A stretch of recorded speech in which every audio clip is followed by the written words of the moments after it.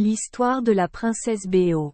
Il était une fois une jeune fille douce et travailleuse qui vivait dans un village qui leur était inconnu. Un jour, assise au bord du champ, elle observait en silence les problèmes qui régnaient dans son champ natal. Elle aime le riz et prend soin de sa famille. Cette année, si la récolte échoue, nous aurons un dîner et du porridge. Elle regardait les vastes champs du village directement depuis les ailes de la cigogne. Le sol est stérile, le riz est faible, le verre est jaunâtre. Elle aime le riz et prend soin de ses voisins. Les mauvaises récoltes de cette année signifient que les gens vont mourir de faim. Elle lui serra le visage et pleura.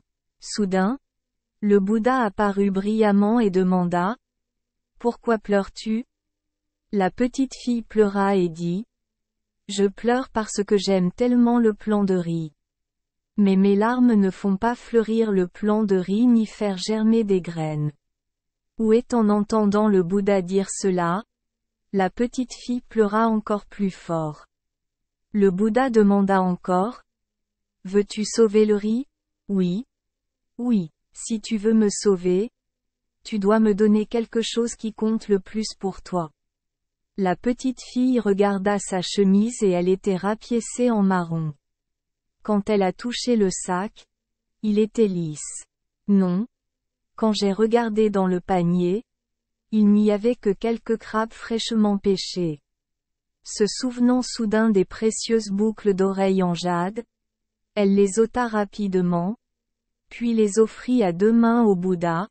« Cher Bouddha, je n'ai qu'une paire de boucles d'oreilles en fleurs de mûrier, que ma mère m'a offerte avant de mourir. » Sa mère lui a dit : « Cette boucle d'oreille en jade est un bien précieux de notre famille. » En disant cela, la jeune fille s'est arrêtée. Le Bouddha l'a exhortée à continuer de parler. La petite fille regarda les boucles d'oreilles étincelantes. Ma mère dit aussi : il y a une malédiction dans la famille. Si quelqu'un porte une boucle d'oreille et la perd ou la vend, cette personne sera évitée et rejetée par la famille pour le reste de sa vie.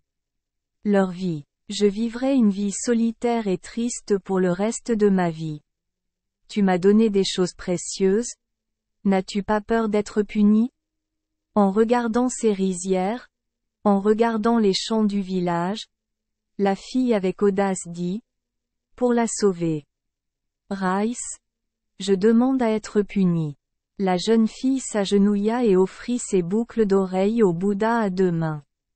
Le Bouddha souleva la jeune fille, lui montra un champ d'eau et dit : « Jetez ces précieuses boucles d'oreilles en jade dans ce champ. » La jeune fille fit immédiatement ce que le Bouddha avait dit. Étrange. La boucle d'oreille brillait d'une couleur bleue puis s'enfonçait dans l'eau. Puis une lentille d'eau en forme de fleur de fraisier a émergé, exactement comme les boucles d'oreilles de la jeune fille. Le Bouddha a dit : « Multipliez la lentille d'eau en millions et millions de plantes pour fertiliser le riz.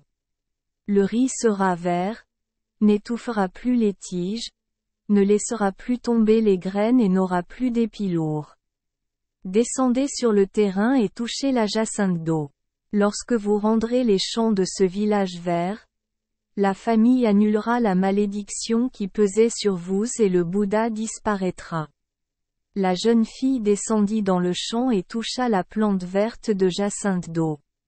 Si vous touchez un arbre, il se transforme en deux. Si vous touchez deux arbres, il se transforme en quatre. Si vous touchez 4 arbres, il se transforme en 8.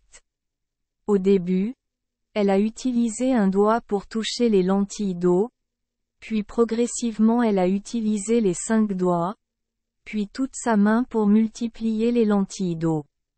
Elle resta absorbée par son travail jusque tard dans la soirée, lorsque la jacinthe d'eau recouvrit tout le champ.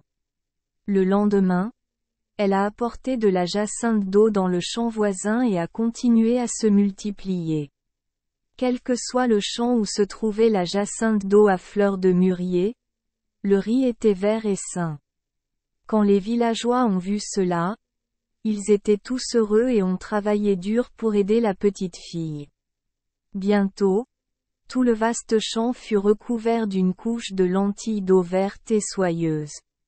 Cette année-là, le riz était mûr et chargé de grains dorés. Les villageois des environs ont vu que fertiliser les fleurs de mûrier et le riz était une bonne chose, alors ils sont venus acheter les graines.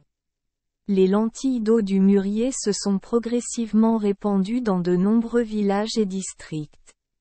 Un jour, son père a regardé ses oreilles et lui a demandé : « Où sont tes boucles d'oreilles en perles ? » La jeune fille baissa la tête, hésita, puis tout raconta à son père. L'histoire d'elle assise et pleurant pour le riz et la rencontre avec le Bouddha.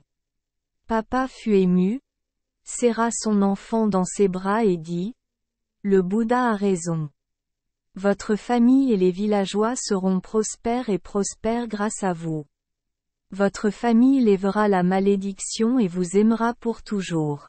De nos jours, il n'y a pas qu'une seule paire de boucles d'oreilles qui embellit une personne, mais il existe des millions de boucles d'oreilles qui font la prospérité de chacun. » On raconte qu'après sa mort, pour lui montrer leur gratitude, les villageois de la Vanne, province de Taïben, ont construit un temple et l'appela Renbeo. Merci les enfants des Esperluette Croisillon 39. Avoir écouté des contes de fées au jour Esperluette Croisillon 39. 8. Espérons que les histoires apporteront aux enfants des moments heureux et significatifs. Si vous aimez notre chaîne, veuillez appuyer sur le bouton S Esperluette Croisillon 39. Abonner, pour ne manquer aucune histoire intéressante. Je vous souhaite une bonne nuit de sommeil et de beaux rêves. Rendez-vous dans la prochaine histoire.